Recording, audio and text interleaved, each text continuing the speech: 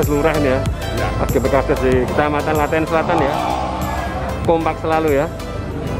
Solid. Ini Kades mana ya? Pajoran.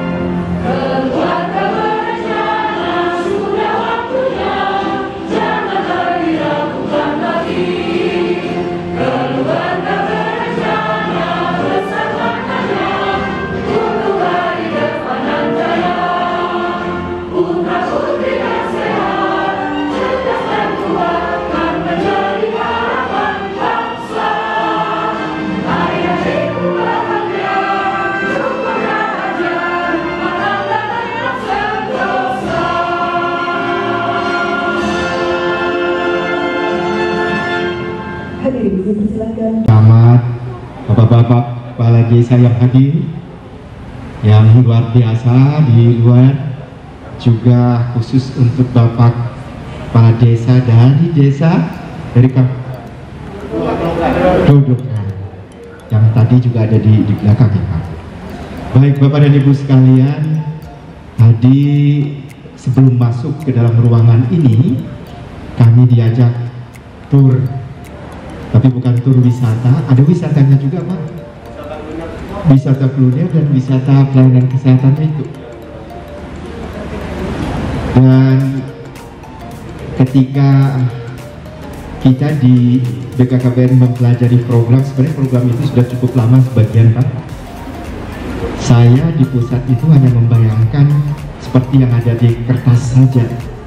Tapi ketika melihat kenyataan di sini, program-program yang dilaksanakan oleh Bapak dan Ibu, saya percaya dari seluruh Kabupaten Klaten ini seperti yang tadi ditunjukkan di luar tadi.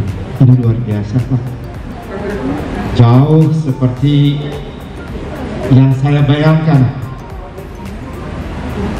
Dan tadi saya juga dapat informasi kalau desa yang sudah Kampung KB itu kampung keluarga berkualitas, KB-nya semua benar Bapak tadi, karena belum menyebutkan itu, tapi masih benar. Jadi kenapa Bapak Kepala BKKBN kita yang baru, Pak Dr. Hasto itu tadinya memang kampung keluarga berencana Pak. Terus beliau menghadap ke Bapak Presiden karena beri nama itu Bapak Presiden yang pertama. Bagaimana kalau nama kampung KB, kampung keluarga berencana, kita berubah menjadi kampung keluarga berkualitas. Ternyata Bapak Presiden setuju Pak. Jadi karena rupanya Bapak dan Ibu sekalian kalau berbicara tentang KB, ada daerah-daerah tertentu di Indonesia yang ya sedikit merasa tidak nyaman dengan itu, karena mereka merasakan kami masih butuh banyak manusia, banyak sumber daya untuk membangun daerah. BKKBN tidak berkeberatan dengan sama sekali dengan hal yang seperti itu. Kami senang, justru yang kita dorong orang yang banyak tersebut siogianya menjadi manusia-manusia yang berkualitas. persoalannya sekarang ada di situ. Bapak dan Ibu sekalian, saya singkat saja karena ini Jumat, Bapak dan Ibu sekalian. Tadi saya mulai dengan menggambarkan dua sosok ini yang luar biasa. Sebenarnya ada program 1000 hari pertama itu, Pak. 1000 hari pertama kehidupan itu ditujukan Bapak dan Ibu sekalian. Bapak Presiden sangat concern dengan ini. Harapan beliau, anak-anak yang lahir dan dibesarkan mengikuti program ini akan menjadi sumber daya Indonesia yang berkualitas. Tidak aja dalam tampilan fisik yang gagah, tapi juga cerdas dan juga punya karakter yang kuat. Bangsa Indonesia ini nggak butuh orang yang kuat, cerdas, tapi nggak punya karakter. Jangan-jangan bangsa ini dijual bebas. Kita harus punya karakter, minimal integritas, harus punya. Ada jiwa gotong royong yang harus ditumbuhkan. Nilai-nilai itu ternyata Bapak tumbuh dalam 1000 hari kehidupan pertama, dalam masa kandungan, dan 2 tahun kehidupan menurut ahli-ahli psikologi. Kita sulit sekali meminta orang untuk berintegritas ketika sudah berumur, apalagi seperti saya sudah dewasa. Tapi kalau ditunjukkan, diajar sejak kecil nilai disiplin, nilai agama dan sebagainya, terutama di dalam 3 tahun pertama kehidupan, sampai 3 tahun, insya Allah dia akan dapatkan keluarga-keluarga, anak-anak yang punya sumber daya. Ini salah satu di samping tentunya gizinya. Bapak dan Ibu sekalian, kenapa Bapak Presiden, para pemimpin kita concern sekali pada terutama yang sekarang ini lahir dan baru lahir? Karena Bapak dan Ibu, insya Allah di masa-masa di tahun 2035, 2040 nanti, waktunya tidak lama lagi, ada sebuah kesempatan bagi bangsa kita ini untuk melompat menjadi salah satu negara yang kuat secara ekonominya. Ini bukan kita yang sebutkan, bukan hanya karangan Bapak Presiden, tapi ahli ekonomi dunia yang mengatakan ini. Ahli ekonomi Indonesia, ahli ekonomi dunia mengatakan kesempatan. Kalau kesempatan itu kita harus berupaya untuk meraihnya. Bisa hilang, bisa kesempatan ini tidak hanya tinggal angan-angan saja. Apabila sumber daya tersebut, artinya anak-anak yang lahir sekarang, yang sampai dia masanya, atau yang sudah lahir, yang remaja saat sekarang ini, sekitar 15-20 tahun yang akan datang, mereka lah yang nanti menggantikan seperti Bapak Bupati, Ketua DPR, anggota DPR, Bapak dan Ibu seperti Bapak dan Ibu yang ada di depan-depan, semua Bapak dan Ibu ini, mereka ini tumpuan kita. Mereka ini, kalau yang lain sudah lewat, kayak saya sudah lewat, ya sudahlah. Tapi mereka ini jadi harapan kita. Kalau kita sekarang ini bisa mengawal mereka ini menjadi sumber daya yang berkualitas, mereka lah yang mengantarkan bangsa ini nanti menjadi bangsa yang kuat seperti yang dinyatakan itu. Tapi kalau tidak, Bapak dan Ibu sekalian, masa tadi disebut dengan bonus demografi. Bonus demografi atau masa itu tidak pernah datang lagi. Tidak pernah. Komet masih ada datang 200 tahun sekali menghampiri bumi, balik lagi. Tapi masa bonus demografi tidak akan pernah datang lagi. Kita semakin sulit untuk keluar menjadi negara yang kuat, negara yang maju. Bapak dan Ibu, apakah kita tidak kepingin menjadi negara yang demikian? Waktunya hanya tinggal beberapa tahun lagi. 3 kali ganti pimpinan, masa itu sudah sampai? Inilah yang selalu kita ingat-ingatkan. Dan saya yakin Pak, dengan Bapak Gubernur Jateng luar biasa mengawal untuk kematian ibu dan kematian anak dengan cara beliau, dan itu menjadi slogan tekad beliau dan ditunjukkan. Tahun lalu di sini hanya 12 kematian ibu 1 tahun. Tahun ini mungkin karena COVID ya Pak ya, mungkin di Oktober saja sudah 11. Tapi mudah-mudahan tidak ada lagi yang meninggal sampai di akhir tahun ini, sehingga angka kematiannya di tahun ini bisa lebih rendah. Dan itulah yang kita ingin mintakan. BKKBN ini sangat concern. Ketika kita menyebutkan ingin melakukan hal yang seperti ini, Bapak Kepala bertemu dengan Ibu Puan.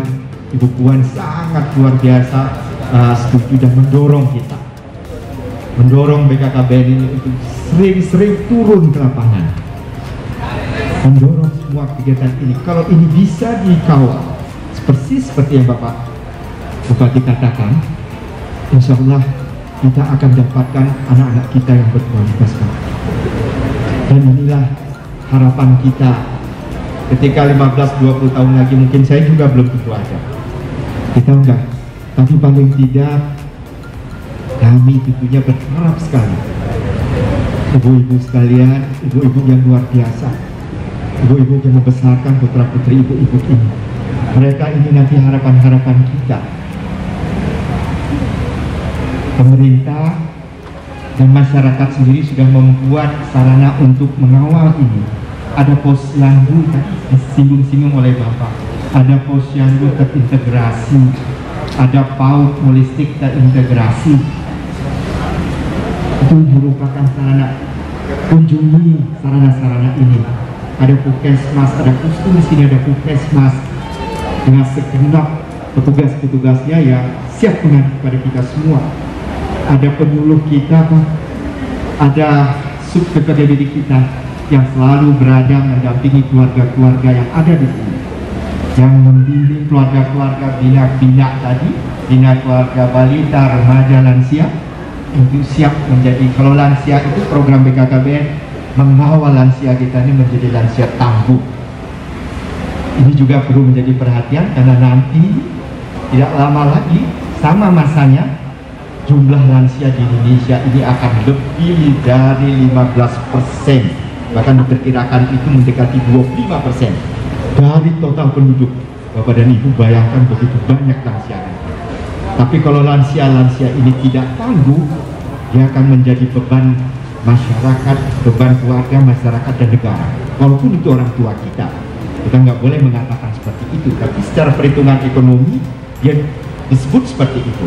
Tapi kalau mereka itu banyak, tapi masih produktif dan dia tangguh, negara ini juga akan terbangun. Dan kita kepingin kepada mereka itu yang sudah mengabdi lama, kita kepingin kepada orang tua kita, lansia kita, hidupnya layak di kemudian hari. Makanya ada program lansia tangguh, ada program remaja, ada program balita, dan semuanya itu sudah saya lihat. Sekali lagi kami tentu berterima kasih atas dorongan Ibu Puan, kita juga bisa hadir di sini. Dan khusus pada Bapak Bupati, Pak, terima kasih sudah melayani kami luar biasa. Ibu Darwati, sampaikan salam kalau Bapak Hasto pada jam yang sama ada di Boyolali, jadi nggak bisa bersama-sama kita di sini. Sekali lagi saya ucapkan terima kasih. Bersama saya ada Ibu Direktur Remaja, Pak. Beliau ini yang mengawal remaja di Indonesia. Kalau para remaja itu memanggil beliau emak. Jadi di seluruh Indonesia itu manggilnya, kalau dari kita punya forum genre, forum anak-anak generasi berencana, ada forum, ada lagi namanya B-Home. B-Home ini anak-anak dari keluarga yang broken home. Ada 170.000 mereka, itu yang tergabung di bawah emak ini, yang selalu harus memberikan kadang nasihat pada mereka, karena mereka itu sudah betul-betul seperti emaknya, menganggap beliau ini sebagai ibunya bagi para remaja-remaja yang ada di Indonesia.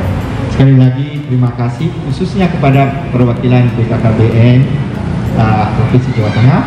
Kalau Bapak Kepala BKKBN kebetulan juga ada di Boyolali saat sekarang ini. Sekali lagi kepada semua pihak, khususnya tentu kepada warga desa.